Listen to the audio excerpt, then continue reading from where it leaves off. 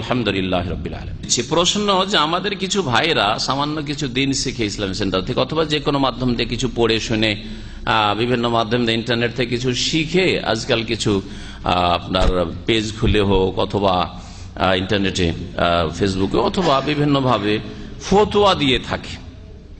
ফতোয়া দেওয়া সাধারণ ব্যক্তিদের জন্য, ভালো আলেম ছাড়া, শুধু আলেমের না, আলেমদের জন্য, সকল আলেমের জন্য ফতোয়া দেওয়া যায়। আমাদের দেশের ভাষায় যে পরিভাষা আলেমের, প্রত্যেক আলেমের ফতোয়া দেওয়া জায়েজ নয়। ফতোয়া দেওয়ার বিষয়টি আল্লাহর পক্ষ থেকে সই স্বাক্ষর করা শামিল। আপনি যখন ফতোয়া দিচ্ছেন যে এটা হালাল, মানে আল্লাহ হালাল করেছেন, ওই কথার উপর আপনি কি করছেন? সিগনেচার করছেন। বুঝা গেছে? রাসূলুল্লাহ সাল্লাল্লাহু আলাইহি ওয়াসাল্লামের পক্ষ থেকে আপনি সাইন করছেন। রাসূলুল্লাহ সাল্লাল্লাহু আলাইহি ওয়াসাল্লাম যেহেতু জীবদ্দশায় থাকলে তিনি ফতোয়া দিতেন, তিনি হালাল বা হারাম বলতেন, আপনি ওই কাজটা করছেন। সুতরাং এটি চারটি কথা, দুনিয়ার কথা নাই যে আমি খাবো খাবো না, যাবো না, এরকম নয়। এটা দিনের বিষয়। সুতরাং আল্লাহর পক্ষ থেকে সাইন করতে গিয়ে, সই করতে গিয়ে যাতে করে ভুল সই না হয়। যদি ভুল সই করে দিয়ে থাকেন তাহলে আপনাকে কিয়ামতে বড় আসামি হইতে হবে। আপনি একটা শরীয়ত রচনা করে দিলেন, হালালকে হারাম করে দিলেন, হারামকে হালাল করে দিলেন, জায়েজকে নাজায়েজ করে দিলেন। সুতরাং এইরকম কাজ করবেন না। এটা একটা বড় কাবিরা গুনাহ। আল্লাহ পাক একটি আয়াতে 5টি কাবিরা গুনাহর কথা উল্লেখ করেছেন। কুল ইন্নামা হারামা রাব্বিয়াল ফাওয়াহিশ, হে নবী তুমি বলে দাও আমার রব ফাওয়াহিশ, অশ্লীল কথা কাজকে হারাম করেছেন।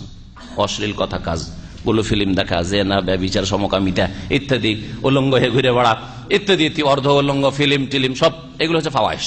জি। ওয়াল ইসমা, আর গুনাহ, ওয়াল বাগিয়া, এবং জুলম অত্যাচার, আর ওয়ান তুশরিকু বিল্লাহি মা লাম ইউনাজ্জিল বিহি সুলতান, আর শিরক করা আল্লাহ পাক বড় হারাম করেছেন। 5 নম্বরে শিরকের সমতুল্য গুনাহ, যেন শিরকের পরে আল্লাহ ধীরে ধীরে বড়র দিকে যাচ্ছেন। আর আল্লাহ বলছেন ওয়ান তাকুলু আলাল্লাহি মা লা তা'লামুন, আর আল্লাহ সম্পর্কে, আল্লাহ পাকের দ্বীন সম্পর্কে এমন কথা বলা যেই সম্পর্কে তোমার জ্ঞান নেই। এটা হচ্ছে সবচেয়ে বড় হারাম, সবচেয়ে বড় হারাম। তাহলে শরীয়ত সম্পর্কে যতক্ষণ দলিল না জানা আছে যে আমি এই কথাটি বলছি কোন আয়াতের ভিত্তিতে, কোন হাদিসের ভিত্তিতে, শুনে শুনে ফতোয়া দেওয়া কোন ব্যক্তির জন্য জায়েজ নাই। নিজেকে যে আলেম বলছে, যে মাদ্রাসা পড়া আলেম, দাওরা অথবা কামেল পাস, আর শুনে শুনে ওস্তাদের কাছে শুনেছে সেই জন্য ফতোয়া দেয়, অথচ ওই ফতোয়ার দলিল জানে না, তার জন্য ফতোয়া দেওয়া জায়েজ নাই। যে ফতোয়া দেবে তাকে জানতে হবে। ইমাম আবু হানিফা রাহমাতুল্লাহ বলছেন মিন আইনা কুলনা, কোন দলিলের ভিত্তিতে আমি কথা বললাম, কোন দলিলের ভিত্তিতে এই ফতোয়াটা দিলাম। সুতরাং এইরকম কাবিরা গুনাহে যাবে না। নিজের জন্য বড় রিস্ক, আপনার আখিরাতকে বরবাদ করে দিবেন। কয়টা লোকে হেদায়েত করতে গিয়ে আপনি নিজেকেই লন্ডভন্ড করে দিবেন। এরকম কাজ করবেন না। তবে আপনার কিছু করণীয় আছে, সেটা হচ্ছে যে আপনি ভালো আলেমদের কথাগুলি আপনি পোস্ট করে দেন, তাদের ফতোয়াটি আপনি নকল করে দেন লিখিতভাবে অথবা তাদের আওয়াজে, তাহলে আপনি মুক্ত। আপনি নকল করেছেন, যে বলেছে সে যদি ভুল করে সে জবাব দিবে আল্লাহ পাকের কাছে, আপনাকে জবাব দেওয়া লাগবে না। এটা হচ্ছে সাধারণ মানুষদের কাজ, এটা হচ্ছে ছোটখাটো আলেমদের কাজ, যারা কোরআন হাদিসের দলিল অত জানে না, তাদের কাজ যে ভালো আলেমদের কথা নকল করে দেন, আমাদের কথা শুনবেন।